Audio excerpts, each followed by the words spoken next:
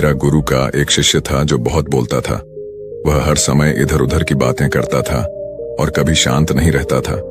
जब वह दान लेने के लिए जाता तो हर घर से एक नई कहानी लेके आता और आश्रम के दूसरे शिष्यों को सुनाता, और एक शिष्य की दूसरे से बुराई करता, चुगली करता और दूसरों के सामने अच्छा बनने का प्रयास करता, और खुद के मुंह से ही खुद की तारीफ करता रहता और हमेशा खुद को गुरु के सामने सबसे बुद्धिमान और उत्तम साबित करने का प्रयास करता। वह खुद को सभी शिष्यों से अलग और श्रेष्ठ मानता था।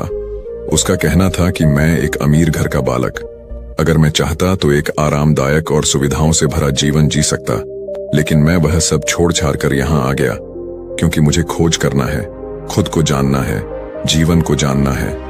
एक दिन गुरु ने आश्रम के सभी शिष्यों को बुलाकर कहा, आप सभी को अगले 1 महीने के लिए कोई ना कोई संकल्प लेना होगा। इससे आपकी संकल्प शक्ति मजबूत होगी और आप में आत्मशक्ति का संचार होगा। आप सभी अपने सामर्थ्य के अनुसार कोई भी संकल्प ले सकते हैं, और यदि 1 महीने से पूर्व आप में से जिसका भी संकल्प टूट जाएगा तो वह अपनी पुरानी दिनचर्या में वापस आ सकता है। सभी शिष्यों ने अपनी शक्ति के अनुसार संकल्प लिए और गुरु को अपने अपने संकल्प के बारे में बताकर वहां से चले गए। लेकिन वह शिष्य जो खुद को सबसे अलग दिखाना चाहता था, वह सीधे गुरु की कुटिया में पहुंच गया और बोला, मैं कोई छोटा मोटा संकल्प नहीं लेना चाहता, बल्कि खुद की ही जैसे एक और महान संकल्प लेना चाहता हूं। कृपया आप ही बताएं, मुझे क्या संकल्प लेना चाहिए। उसकी यह बात सुनकर गुरु मुस्कुराए और बोले, क्या तुम मेरे द्वारा दिए गए संकल्प को पूरा कर पाओगे? क्या तुम्हारे लिए उसे पूरा करना संभव होगा? शायद नहीं, वह तुम्हारे लिए संभव नहीं, तुम उसे पूरा नहीं कर पाओगे, इसीलिए तुम खुद ही कोई संकल्प चुन लो। तभी शिष्य ने कहा, नहीं गुरुदेव, आप जो भी संकल्प मुझे देंगे मैं जरूर उसे पूरा करूंगा। गुरु ने कहा, ठीक है तो तुम चुप रहो। शिष्य ने पूछा, तो इसका मतलब क्या है? तो फिर गुरु ने कहा, तुम 1 महीने तक चुप रहो, तुम मुंह से एक शब्द भी नहीं निकालोगे, यही है तुम्हारा संकल्प। तभी शिष्य ने कहा, गुरुदेव, यह भी कोई संकल्प है? ये तो बहुत ही आसान है, आप कोई बड़ा संकल्प दीजिए जो मेरी योग्यता के बराबर हो। गुरु ने कहा, पहले तो तुम इस संकल्प को तो पूरा करके दिखाओ। शिष्य ने गुरु की बात मान ली और वह उसी समय चुप हो गया और पलटकर कुटिया से बाहर चला गया। उसे चुप रहना बहुत आसान लग रहा था। उसने एक दिन तो जैसे तैसे चुप रहकर काट लिया, लेकिन दूसरे दिन से उसके मन में ना बोलने का बोझ बढ़ने लगा, और तीसरे दिन उसे भारीपन महसूस होने लगा, और चौथे दिन उसके अंदर एक अजीब सी बेचैनी होने लगी, क्योंकि आसपास आश्रम के सभी शिष्य एक दूसरे से बातें कर रहे थे। वह भी अपना पक्ष उनके सामने रखना चाहता था, उनकी बोलती बंद कर देना चाहता था, लेकिन उसका संकल्प उसके आगे आ रहा था। इसीलिए वह पूरे दिन सिर्फ और सिर्फ आंखें बनाता। इसी तरीके से कुछ दिन और बीते और वह शिष्य बीमार पड़ गया। उसका सिर फटा जा रहा, उसका खाने पीने तक का मन नहीं था, वह सिर्फ बोलना चाहता था। वह गुरु के पास गया और उनके सामने बैठकर लिखकर उन्हें बताया, गुरुदेव, मैं बोलना चाहता हूं, बिना बोले मुझे सांस नहीं आ रही है, मेरा दम घुटता जा रहा है, मैं अंदर ही अंदर पागल हुआ जा रहा हूं, मैं क्या करूं? संकल्प तोड़ दूं क्या? यह पढ़कर गुरु मुस्कुराए और बोले, संकल्प तोड़ने के लिए नहीं होते, लेकिन जो अपने संकल्प को पूरा कर लेता है वह अपनी आंतरिक शक्ति को बढ़ाता है, और जो अपनी आंतरिक शक्ति को बढ़ा लेता है वह समाज और जागृति की राह पर आगे बढ़ जाता है। संकल्प का लेना भी तुम्हारे हाथ में था और इसे तोड़ना भी तुम्हारे हाथ में ही है। तुम्हारे बहुत से भाई अपने संकल्प को तोड़कर अपनी पुरानी दिनचर्या पर वापस आ चुके हैं। अगर तुमसे नहीं हो पा रहा तो तुम भी संकल्प तोड़कर अपनी पुरानी दिनचर्या पर वापस जा सकते हो। लेकिन याद रहे, अगर आज तुम इस छोटे से संकल्प को नहीं संभाल पा रहे तो तुम अपनी बाकी की पूरी जिंदगी को कैसे संभाल सकोगे? बाकी फैसला पूरी तरह से तुम्हारे हाथों में है। गुरु की यह बात उस शिष्य के दिल में चोट कर गए। वो बिना कुछ बोले वहां से वापस चला गया और खुद को अपनी कुटिया में बंद कर वह केवल अपने जरूरी कामों के लिए ही कुटिया से बाहर निकलता। बाकी सारे समय कुटिया के अंदर ही बैठा रहा। 15 दिन बीत चुके थे और आश्रम के लगभग सभी शिष्यों का संकल्प अब तक टूट चुका था, लेकिन उसका संकल्प अभी जारी था। संकल्प लेने के बाद से अब तक उसने एक शब्द भी नहीं बोला। सारा आश्रम हैरान था कि इतना बोलने वाला इंसान चुप कैसे है। 15 दिन बीतने के बाद वह दोबारा अपने गुरु के पास गया और फिर लिखकर बताता है, गुरुदेव, मैं बाहर से तो चुप हूं, लेकिन मेरे भीतर बहुत सी आवाजें हैं, बहुत सी चीख पुकार और शिकायतें हैं। मैं अंदर ही अंदर बात करता रहता हूं। मेरा मन तरह तरह के प्रश्न पूछता है। मैं बाहर से जितना मौन हूं, भीतर से उतने ही शोर शराबे से भरा हुआ हूं। क्या इस तरह? मेरा संकल्प अभी भी जारी है। गुरु ने कहा, हाँ, तुम्हारा संकल्प अभी भी जारी है, लेकिन जब तक लोगों की यह आवाजें तुम्हारे कानों में परती रहेगी, तुम्हारा मन बोलता रहेगा, क्योंकि इसे तो आदत है। तुम भले ही बाहर से चुप रहो, लेकिन तुम अंदर ही अंदर बोलते रहोगे। तुम्हें इन बातों से, इन आवाजों से दूर जाना चाहिए। शिष्य गुरु को प्रणाम कर वहां से चला जाता है और सुबह होते ही अपनी कुटिया से बाहर वो जंगल की तरफ चला जाता है। कई दिन बीत जाते हैं। अब संकल्प का समय भी पूरा हो जाता है, लेकिन शिष्य लौट कर नहीं आया। आश्रम में सभी को डर था कि कहीं जंगली जानवर ने उसे खाना लिया हो।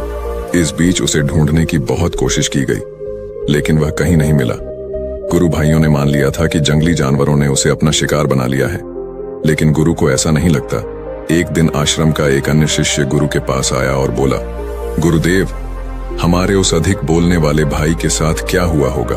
क्या जानवर ने उसे मार दिया होगा? गुरु ने कहा, हो सकता है कि जानवरों ने उसे अपना शिकार बना लिया हो, लेकिन उसके न लौटने की एक दूसरी वजह भी हो सकती है। शायद उसे वह मिल गया है जिसके लिए वह गया था। फिर शिष्य ने पूछा, गुरुदेव, क्या ज्यादा बोलना इतना हानिकारक होता है? गुरु ने कहा, हाँ, इंसान के जीवन के बहुत सारे दुखों में से एक दुख यह भी है कि वह कभी चुप नहीं रह सकता। हमेशा कुछ न कुछ बोलता ही रहता है। सिर्फ हमारे बोलने के कारण हमारे आधे से ज्यादा दुख पैदा होते हैं। हम में से कोई भी चुप नहीं रहना चाहता। हम बस सामने वाले को सुना देना चाहते हैं। जो भी हमारे मन में है, सब निकालकर उसके मन में बैठा देना चाहते हैं। उसे समझा देना चाहते हैं कि देख, तू गलत है और मैं सही। इस तरीके से सुनने और सुनाने का यह काम जिंदगी भर चलता रहता है, लेकिन इस नासमझी में हम अपना समय, अपना जीवन, अपनी समझ और सबसे महत्वपूर्ण वह कीमती पल जो जा सकते हैं, जिनको अनुभव की जा सकता है, जिनमें आनंद को प्राप्त किया जा सकता है, यह सब खो देते हैं। लेकिन इसके बदले हमें मिलता क्या है? कुछ नहीं, सब व्यर्थ और बर्बाद हो जाता है। फिर गुरु ने कहा, पूरी जागरूकता के साथ अपने विचारों को देखना, यही एकमात्र तरीका है। सारी मानसिक समस्याओं का वर्तमान में रहकर चिंतन करना, पूरी जागरूकता के साथ अपना काम करना जिंदगी में चमत्कारिक बदलाव ला देता है। उसके बाद वह शिष्य गुरु से अपने प्रश्नों का उत्तर पाकर उनको प्रणाम करके वहां से चला गया। उस शिष्य को आश्रम छोड़कर गए हुए 3 महीने से ज्यादा का समय बीत चुका था, लेकिन उसकी कोई खबर नहीं मिली। अब तक तो सभी गुरु भाइयों ने भी उसके वापस लौटने की उम्मीद छोड़ ही दी थी, लेकिन एक दिन वह आश्रम वापस लौट आता है। लेकिन अब वह नहीं था जो यहां से गया था।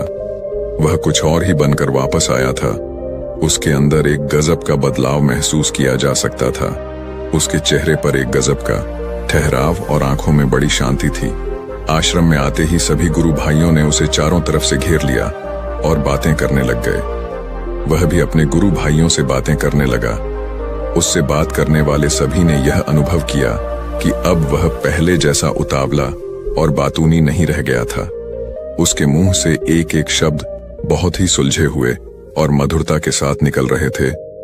थोड़ी देर तक गुरु भाइयों से बात करने के बाद वह सीधा गुरु की तरफ चला गया।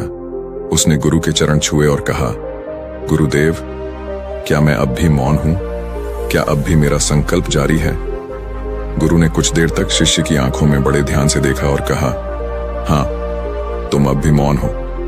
तुम्हारे मुंह से एक भी शब्द निकल नहीं रहा और तुम्हारा संकल्प अभी भी जारी है। शिष्य ने कहा, गुरुदेव, जब मैं आश्रम से गया तो मैं मुंह से तो चुप था, लेकिन मेरे अंदर बहुत सी आवाजें थीं, मन में बहुत से प्रश्न थे और वह बंद नहीं हो रहे थे। तो मैं जंगल में चला गया, इस उम्मीद से कि वहां मुझे शांति मिलेगी और मेरे मन की बकबक कम हो जाएगी। लेकिन मैं जितना एकांत में जाता गया, मेरे अंदर की आवाजें उतनी ही तेज होती गईं। मेरे भीतर की पुरानी से पुरानी आवाजें मुझे सुनाई देने लगी। तब जाकर मैंने महसूस किया कि मैं कितना गलत कर रहा था। जब मैं अपने परिवार वालों, दोस्तों को और गुरु भाइयों को बुरा भला कहता था तो उस समय मुझे लगता था कि मैं सही कह रहा हूँ। जब मैं गुरु भाइयों की एक दूसरे से चुगली करता था और उनका मजाक बनाता तब भी मुझे यही लगता था कि मैं उनसे बेहतर हूँ और मैं सही कर रहा हूँ। लेकिन उस दिन मैंने पहली बार महसूस किया कि मैं कितना गलत बोलता था। काफी दिनों तक यह आवाजें, ये शिकायतें मेरे अंदर चलती रहीं, लेकिन धीरे धीरे करके एक दिन ये सारी आवाजें मेरे अंदर से समाप्त हो गईं। अब मैं भीतर से भी मौन हो गया। उस घने जंगल में बाहर से कोई बोलने वाला था नहीं और भीतर कोई आवाज बची ही नहीं थी। और मैं उस दिन पहली बार मौन का सही अर्थ समझा। मेरे चारों तरफ बहुत शांति थी। हालांकि अभी भी कुछ आवाजें आ रही थीं जो पहले भी आती थीं, लेकिन मैं उन्हें सुन नहीं पाता था। पर अब वह सभी आवाजें मुझे स्पष्ट रूप से सुनाई दे रही थीं। हवा के चलने की आवाज, चिड़ियों के चहकने की आवाज और पानी के बहने की आवाज, ये सभी आवाजें मैंने पहली बार पूरे होश पूर्वक सुनी।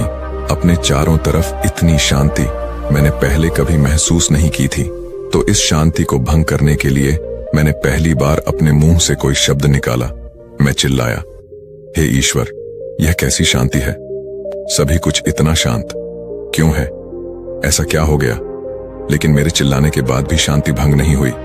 सब कुछ पहले जितना ही शांत था, बाहर भी और भीतर भी। हे गुरुदेव, मैंने अपने गुरु भाइयों से बात की, मैंने आपसे बात की, मैं बोल रहा हूं, मैं चल रहा हूं, मैं सब कुछ देख रहा हूं, लेकिन मैं अपने भीतर एकदम एकांत में हूं, मौन में हूं, भीड़ में होता हूं। तब भीतर से अकेला एकांत में होता हूं। जब मैं खुद में भी शोर करना चाहता हूं तब भी एक एकांत में ही होता हूं। अब सब दिखाई पड़ने लगा है, सब सुनाई पड़ने लगा है। गुरु ने कहा, जब तक हम बाहर की तरफ बोलते रहेंगे भीतर अशांति ही रहेगी, लेकिन जिस दिन हम भीतर की तरफ मुड़ जाएंगे तब हमारे मुंहों से कुछ भी निकलेगा, हम शांत ही रहेंगे। दुनिया में जितनी भी बुराइयां हैं ज्यादातर हमारे बोलने से ही उत्पन्न होती है, क्योंकि हम चुप रहना नहीं चाहते। हम जितनी जरूरत है उससे कहीं ज्यादा बोलते हैं। हम सामने वाले को सुनना नहीं चाहते, बल्कि उसकी बोलती बंद कर देना चाहते हैं। उसे समझा देना चाहते हैं कि मैं कौन हूं, मैं क्या कर सकता हूं, और यही हमारी जिंदगी का मकसद बनकर रह जाता है। हमारी सारी ऊर्जा व्यर्थ के बोलने में बर्बाद होती रहती है।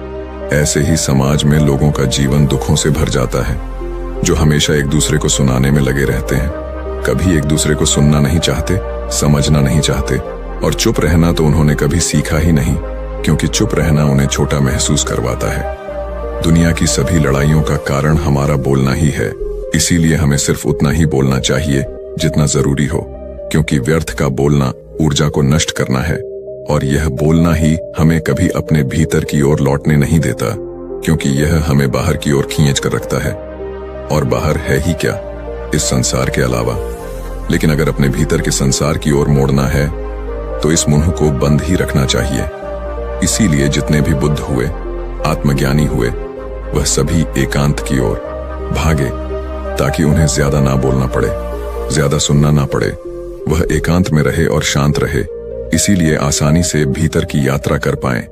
लेकिन अगर कोई चाहे तो इस संसार में रहकर भी एकांत में रह सकता है, शांत रह सकता है, लेकिन इसके लिए उन्हें अपनी ऊर्जा बचानी होगी, जिसे वह अब तक अपने व्यर्थ के शब्दों में बर्बाद कर रहे थे। दोस्त, इस कहानी की सीख यही है कि व्यर्थ का बोलना ऊर्जा को नष्ट करना है। ज्यादा और व्यर्थ बोलना ही हमें अपने भीतर की ओर लौटने नहीं देता, क्योंकि यह हमें बाहर की ओर झुकाए रखता है, और जिन्हें भीतर की यात्रा करनी है उन्हें अपने मुंह को बंद ही रखना चाहिए।